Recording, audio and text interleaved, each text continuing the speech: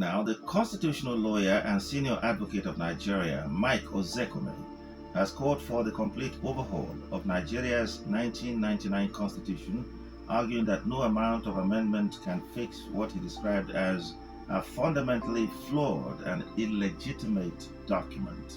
Well, as we speak today, there are zonal public hearings on, matters relating to the amendment of the Constitution.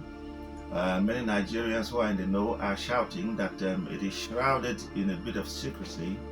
They didn't give enough time for people to actually prepare themselves.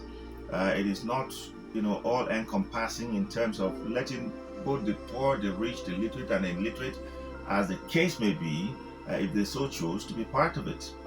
And not much is being heard from the arenas where it is happening. We had had such cycles before when the former Deputy Senate President chaired and they had to go around the country.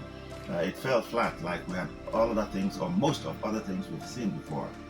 Well, a lawyer, a constitutional lawyer for that matter, is saying, just like many who know have said before, yes, even though the Constitution say we, the people of Nigeria, it is not a constitution that was midwifed and given birth to by the people. It was given to us by the military. The amendment to it, if you look at it, basically is to suit the whims and caprices of some people. Well, we still have a situation where the institutions are not functioning, even the judiciary and the law courts. So if a man of Mike's standing is talking, I want to believe that there is some seriousness and earnestness in it. We cannot continue to do the same thing all the time and expect a different result. I think for me that's just it. Every time, every assembly year, we are doing amendment. Why not just do a new book? Why patching? This is what we're doing, patching. You patch one side, you patch one side, you patch one side, you edit one side. For God's sake, this doesn't make sense. And times have changed, especially when we know that this constitution was handed to us. It was not our making. So, why can't we just do this thing once and for all? So that we'll stop doing amendment every time. And this amendment gulps so much money. I remember during the former DSP Ekweremadu, 7 billion naira on constitutional amendment. Is this not a scam? Let's focus on doing this thing right once and for all. And all this patch work all the time. Well, Nigerians have also said that if nothing else, the convocation of a national conference by the government of President Jonathan, if the report, as it were, and has always been, was not, swept under the carpet, the waste report, if it was not, sent to the dustbin, we won't be here talking about this. Maybe it would have been a matter of tinkering with it here and there, and then we come up with something. But I've seen that sincerity of purpose is lacking with every government in Nigeria. Sincerity. And so whatever they do is not believable. You need to see the blogs and what people are saying. The fact is that from the look of things, without sounding like a complete, I'm born pessimist, this too will fall flat if care is not taken.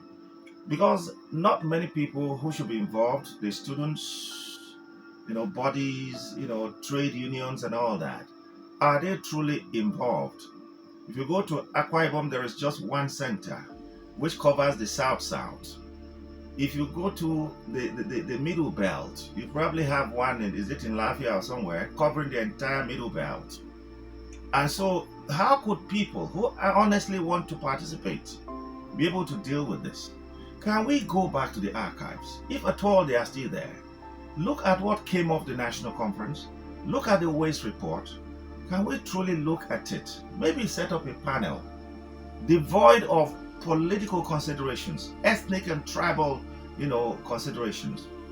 And then we look at something that we can give to the people of Nigeria, and then maybe talk about people, there's this word they use, I'll get it, whereby people kind of vote yes or no, to agree or disagree. A referendum. A referendum. Thank you very much.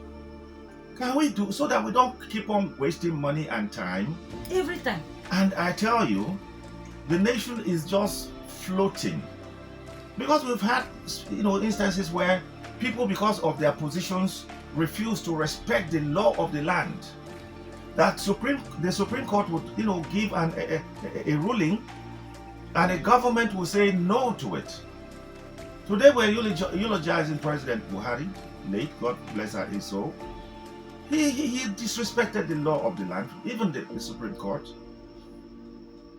We have a situation where a court has ruled in the case of Natasha right now, and the Senate, which is supposed to be a lawmaking body or organ of government, is saying they have to review it first. They're studying it. You have to review what the court sat upon and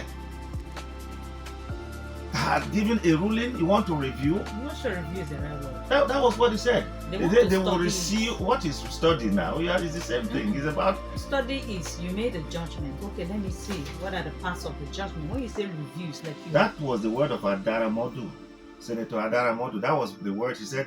We will receive it and review it in his own voice. You understand? And even if you are going to study something, studying means that you will look at it and there will be an outcome of the study. What are you reviewing? The most you can do is go to the higher court. What are you reviewing? Who gave you that right? Anyway, maybe this time it will work. Let me not continue to be a pessimist.